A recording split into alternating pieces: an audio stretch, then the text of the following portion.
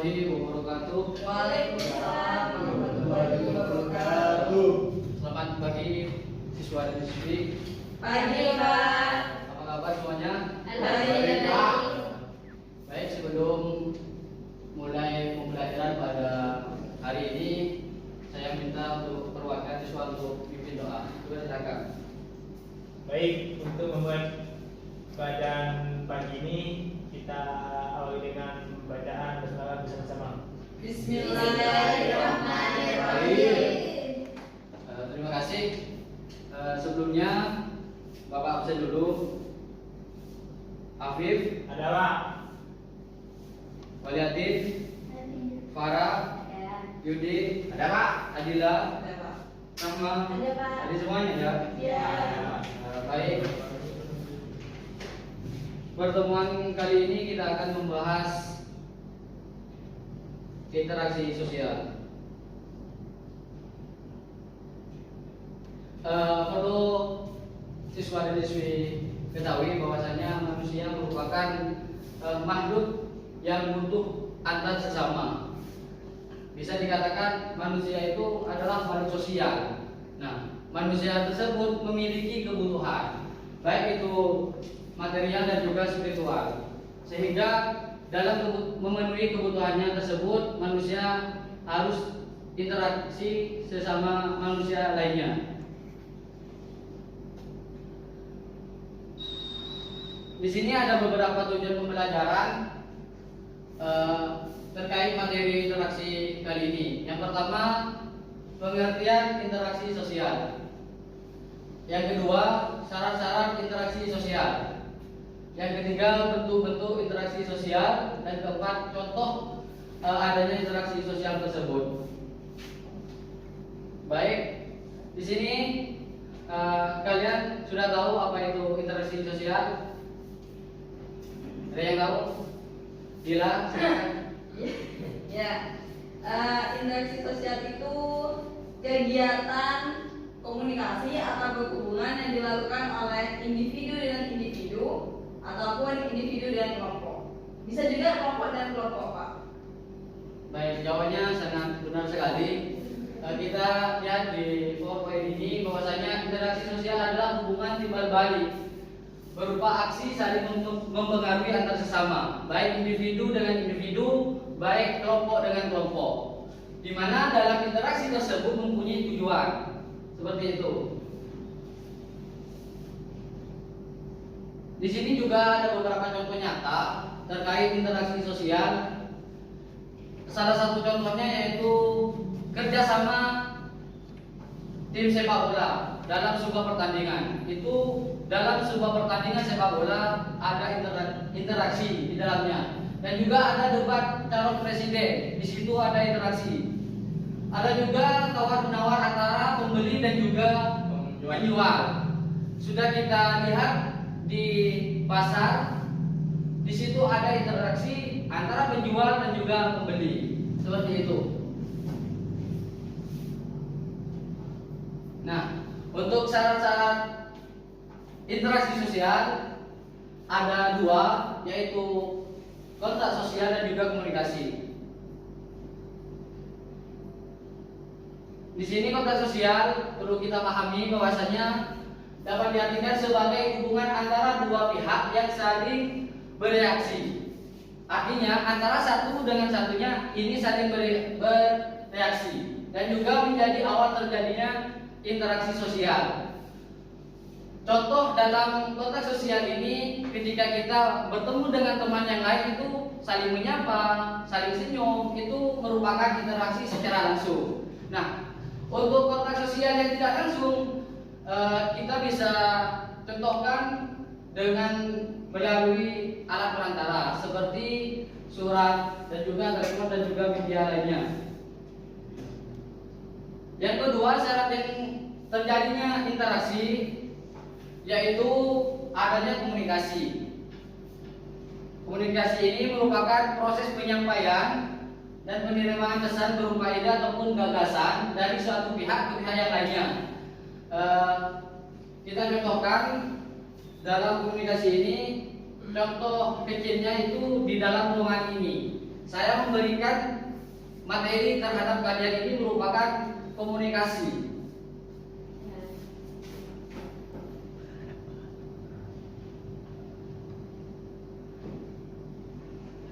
Dan juga materi selanjutnya yaitu bentuk-bentuk interaksi sosial. Yang pertama yaitu ada bentuk terkait interaksi sosial dari asosiatif, yaitu adanya kerjasama. Di sini kerjasama ini merupakan usaha bersama antara individu dan juga kelompok, sehingga dalam interaksi tersebut mempunyai tujuan masing-masing, tujuan yang sama maksudnya. Contohnya kerjasama yang membangun adalah kerjasama antara karyawan. Kita contohkan dalam suatu perusahaan. Di situ ada yang namanya karyawan. Ada 10 karyawan, di mana dalam 10 karyawan tersebut memiliki usaha. Bagaimana untuk meningkatkan penjualan dari usaha tersebut? Bisa dipahami? Bisa. Yang kedua ada dari interaksi asosiatif, yaitu akomodasi, yaitu proses penyesuaian diri untuk mengatasi ketegangan dari individu ataupun kelompok yang saling bertentangan. Yang tadinya merupakan kerjasama yang menghasilkan tujuan yang sama, di sini juga cuman bedanya itu saling bertentangan. Contohnya dalam bentuk akomodasi ini yaitu kompromi. Baik, selanjutnya yaitu bentuk dari akomodasi arbitrasi, merupakan tindakan mengundang pihak ketiga yang netral untuk mengambil keputusan guna menyelesaikan konflik. Artinya di sini ada dua pihak yang mempunyai konflik, di mana ada satu orang penengah. Itu bisa dikatakan arbitrasi. Seperti itu. Paham semuanya? Paham kan? Selanjutnya ada toleransi, yaitu keinginan untuk menghindari adanya perselisihan. Ini sudah jelas. Selanjutnya ada asimilasi, di mana secara sederhananya asimilasi ini merupakan peluburan dua kebudayaan menjadi satu kebudayaan. Yang ketiga, akulturasi, di mana merupakan penerimaan ataupun pengelolaan unsur-unsur kebudayaan asing tanpa menghilangkan unsur-unsur kebudayaan lama. Itu bisa dimaksud dengan akulturasi. Interaksi yang kedua yaitu ada interaksi disosiatif. Yang pertama yaitu ada persaingan. Persaingan ini merupakan proses yang melibatkan individu ataupun kelompok dalam mencapai keuntungan tanpa adanya ancaman ataupun kekerasan. Dalam artian proses persaingan ini dilaksanakan atau secara damai tanpa adanya ancaman ataupun kekerasan. Itu yang dimaksud dengan persaingan. Yang kedua, kontravensi merupakan proses sosial yang ditandai oleh adanya sikap dan juga perasaan tidak suka yang disembunyikan. Artinya di sini ada salah satu pihak yang memang tidak suka, sehingga rasa ketidaksukanya itu disembunyikan. Selanjutnya ada pertikaian. Sudah jelas ini untuk pertikaian, yaitu proses ketika individu ataupun kelompok berusaha menantang pihak lain, seperti itu. Yang terakhir yaitu konflik, di mana konflik ini suatu permasalahan yang ada ketika individu ataupun kelompok berusaha saling menyingkirkan antar sesama, seperti itu. Mungkin itu yang bisa Bapak sampaikan. Selanjutnya terkait penjelasan interaksi sosial, Bapak di sini meminta untuk membentuk 3 kelompok, kelompok 1 dan juga kelompok 2 dan kelompok 3. Silakan kalian cari terkait interaksi sosial itu apa dan juga contoh interaksi yang ada di lingkungan desa kalian masing-masing. Itu lalu dipresentasikan di depan. Saya beri waktu 2 menit. Silakan.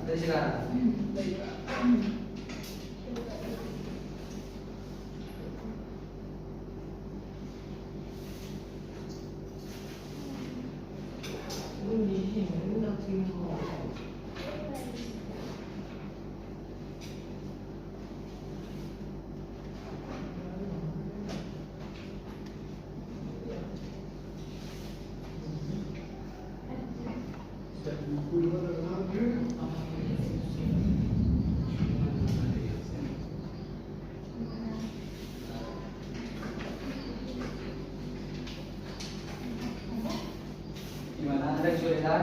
Ada Pak. Oh, Apa? Kesulitannya apa? Dari contoh titik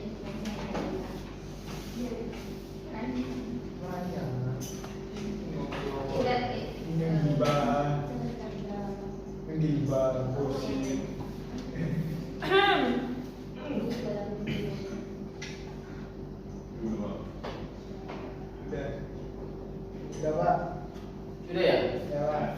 Silakan untuk kelompok 1 untuk presentasi ke depan. Perwakilan.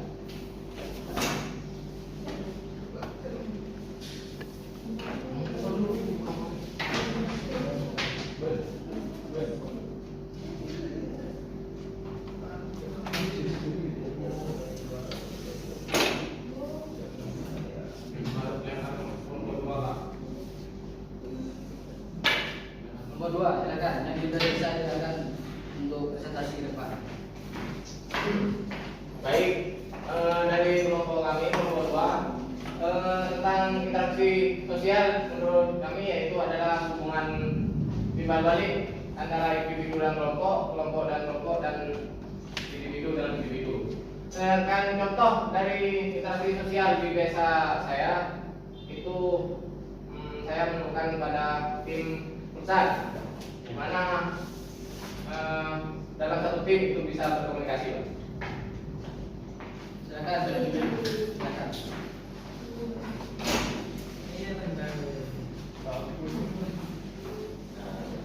baik, untuk kelompok kami dapat memahami bahwasanya interaksi sosial itu adalah kegiatan komunikasi baik itu antara personal dengan personal ataupun personal dengan kelompok, bisa juga kelompok dengan kelompok. Dan kami mengambil contoh di desa kami itu yakni majelis taklim atau dakwah dari seorang dai atau ustadz ulama kepada para pendengarnya, seperti itu. Artinya itu komunikasi antara individu dengan kelompok. Terima kasih. Silakan untuk kelompok selanjutnya. Baik, dari kelompok saya mengenai interaksi sosial merupakan kegiatan yang dilakukan dua orang atau lebih, yaitu dan contohnya ngegibah Pak. Ngegibah apa? Percakapan yang dilakukan oleh dua orang untuk memasarkan yang membicarakan orang lain gitu Pak. Terima kasih Pak. Baik, tepuk tangan untuk semuanya. Dapat Bapak simpulkan bahwasanya interaksi sosial adalah hubungan timbal balik antara satu dengan yang lainnya, atau individu dengan individu, kelompok dengan kelompok. Nah, dalam interaksi sosial ada beberapa bentuk atau beberapa syarat, ada melalui komunikasi secara langsung maupun tidak langsung, seperti itu. Tugas rumah kalian yaitu meresum hasil dari pembelajaran sekarang tentang interaksi sosial. Bisa dipahami? Bisa, Pak. Selanjutnya yaitu